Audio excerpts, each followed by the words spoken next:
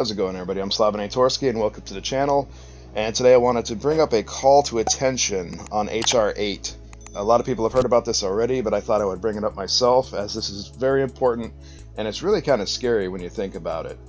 Now, this is the Bipartisan Background Checks Act of 2021. This was introduced by Democratic Senator, Representative, whatever, Mike Thompson. And can you imagine that? He's from California. Who would ever have guessed that? Look at that smug look on his face. And this was introduced to the House on March 1st, passed the House, and is now being forwarded to the Senate. And this was passed on March 11th with 227 approved and 203 against. So that gives you an idea. Look at this. It even had 210 co-sponsors here. Here's all the people that co-sponsored this bill. So this gives you an idea. Here we have a Republican, another Republican, another Republican. We expect this from Democrats. That's why I'm pointing out the R's. Look at all of these names. Of course, we expected a ton of Democrats on here. But there are a lot of co-sponsors for this bill. Sorry about the quick scrolling. But you can go on to congress.gov, their website, to actually look at the details of this. It is very, very scary when you think about it. Also, another bill that has been another thing that we have to worry about here is H.R. 1446 for Enhanced Background Checks Act of 2021. This is another one that is going to be an issue. We can see that there were 165 co-sponsors to this bill. Lots of Democrats, as we would expect. This was introduced by, again, sorry about the pages here,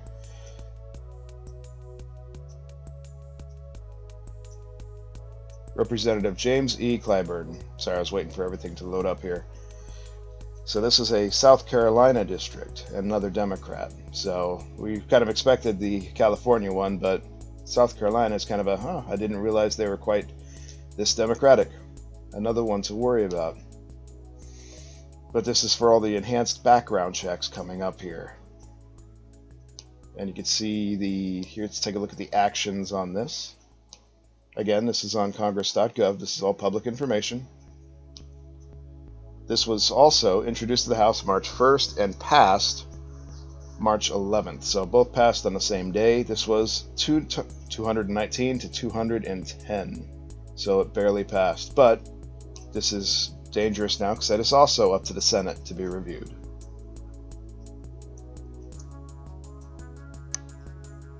So looking a little bit more into H.R. 1446, I will show you the text here. I'm going to tell you up front, I absolutely hate legal jargon. It's nothing but a bunch of talking in circles to try to be as confusing as possible. I absolutely hate it, but you see this is a pretty long bill here for 1446. Let's look at the summary. This bill revises background check requirements applicable to proposed firearms transfers from federal firearms licenses, FFLs, to an unlicensed person. Specifically, it increases the amount of time from 3 business days to 10 business days that a federal firearms licensee must wait to receive completed background check prior to transferring a firearm to that person. If the submitted background check remains incomplete after 10 business days, then the purchaser may submit a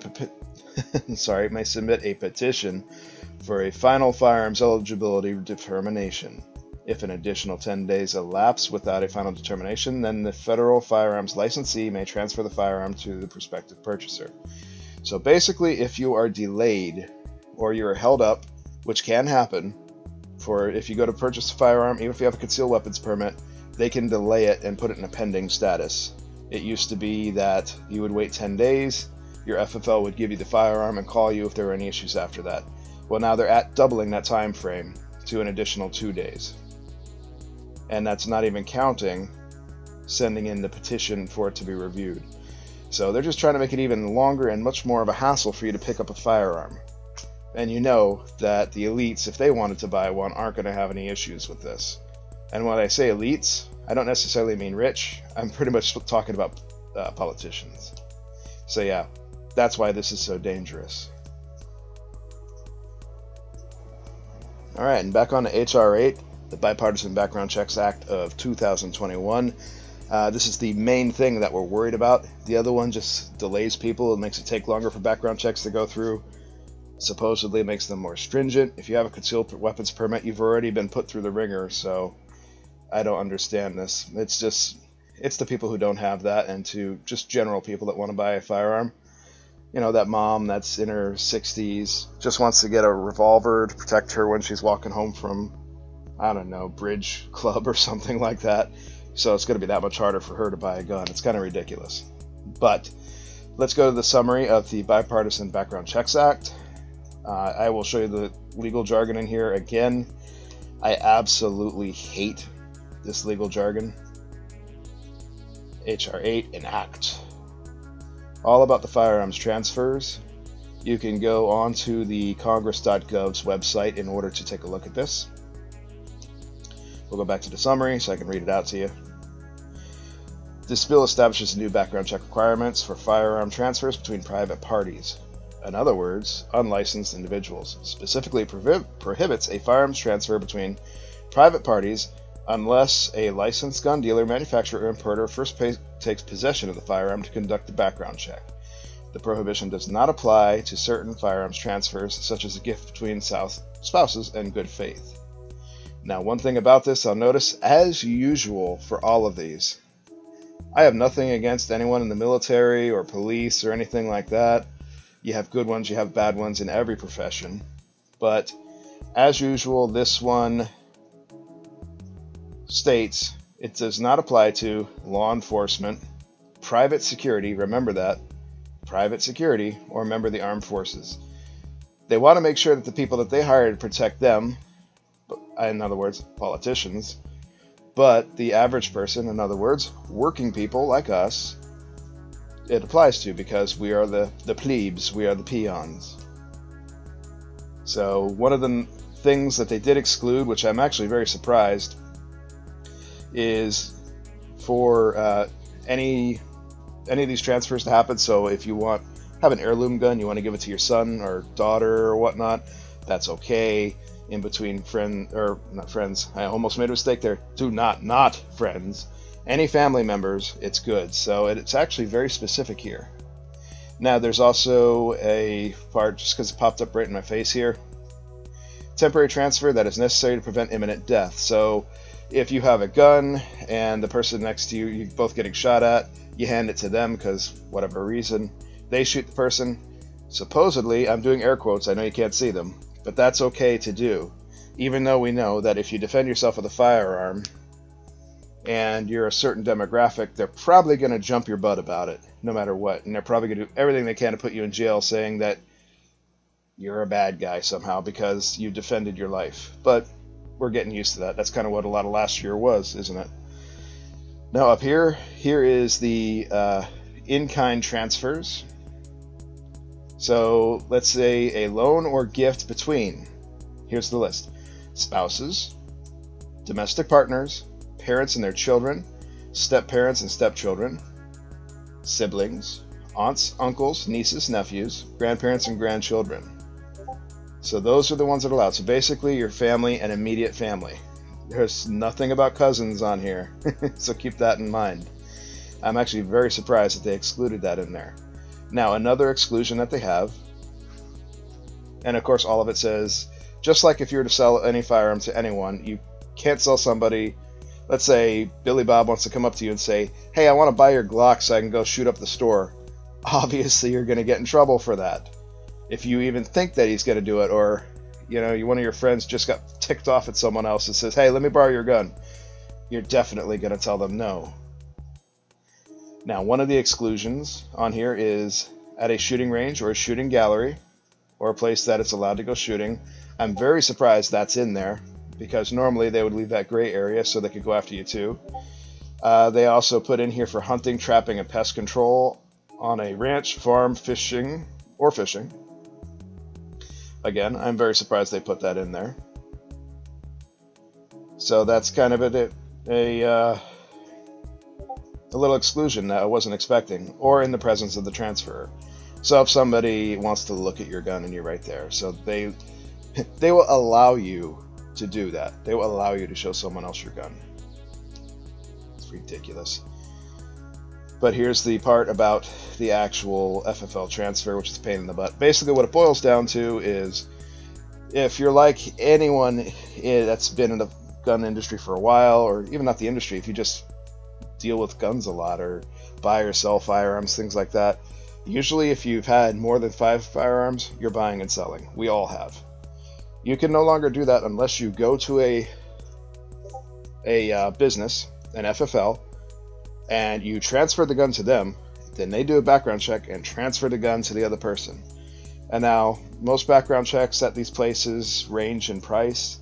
If you're doing a background check to buying a gun from them, it's $5 to $8. If you're doing a transfer in, so you have a firearm being shipped in, it's usually $40, $45. These FFLs are going to start charging an arm and a leg to do these. It's going to be ridiculous, and it's going to kill the secondhand market.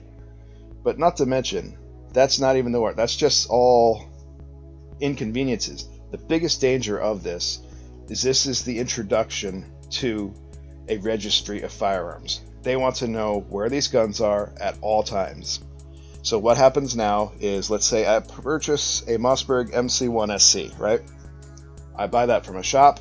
There's registration through the background check form. I sign my papers for it, but I'm here in Florida, so we can sell the firearm anytime that we want to if we decide we don't want it, don't need it, because if you trade it back to the shop, they're going to give you pennies on the dollar. So you sell it to someone else. You make sure the person's decent, they're not going to do anything bad with it, that they're, relatively a good, upstanding citizen, that they're not going to commit any crimes. You definitely don't want to go out there and meet somebody that the minute you see them, you're like, oh no, I'm not selling you this gun. That's when you leave. But what this is now, let's say I sell it to, again, we'll say Billy Bob. I sell my Mossberg to him. We have to do a background check. They now have it on record. Billy Bob has the gun. He wants to sell it to Susan. There's now record that Susan has the gun. This is how they're going to keep track of where these guns are at all times, to have a national registry to keep track of them. That it is unconstitutional as it is. And on top of that, when they further down the line, a year or two, if even that, when they decide to start banging on doors and take your guns away, that's what's going to happen. They will use that registry to know exactly where that gun is and where to go to pick it up. It's ridiculous, and I guarantee you this is just the first step. So we need to act on this. Everyone needs to act on this. Now, the best way that you can act on this is to contact your senators, contact Congress, Senate, everything like that, your own congressman in your state. Everyone should be reaching out to do this, to try to fight this, because this is just the beginning. It's dipping the toe in the pool before they spoil all of that water. One way that you can do this, and I do actually really like this organization, is Gun Owners of America. They make this super easy for you to do it. If you go to their website, gunowners.org, you can actually come over here and take action now. What this is you fill out first and last name, address, city, zip, email address, and what they will do is they will create an email for you. It already has all the text and speech in it that you want. You can add stuff to it if you needed to, and they will send it to your senators, your congresspeople in your state for you. Now, a lot of people will ask, do these emails make a difference? Maybe not, but if they get millions of emails, I think it will. That will definitely kind of open their eyes a bit. So I think it's absolutely worth this. The more people that do it, the better. So I'll be doing this after my video here, filling this out and sending it in. I'll probably do it multiple times, once for me, once for each of my family members, because I know they'll support this. But they have it right here. Brutus, Judas, Benedict Arnold could not have said it much better with just those 3 names. But right on here you can read everything you need to know about this and start fighting back against it. So I hope everyone that watches this video found this informational a little bit. Again, I didn't want to get too much into the jargon on the text. The last time I did it, my last video, I ended up getting very, very angry and cursing a lot, because I hate the way they talk in circles. But I just hope everyone out there will email, call their senators, contact them any way you can, show up, talk to them if you have to. Be polite, because the minute you start cussing, they're going to kick you out the door or just delete the email. But do everything you can to fight against this. And the next 4 years, we're probably going to be running into this a lot. So remember, this is for H.R. 8 and H.R. 1446. Both of those need to be pushed back on and fought against. So I hope everyone out there watching this video will join me to email, contact, call, show up, do everything we can to fight against these bills. But thanks for watching the video, everybody. Stay safe, keep your family safe, stay on your goals. But most of all, keep an eye on these bills and the ones coming up, and let's push back against them together. Take it easy, everybody.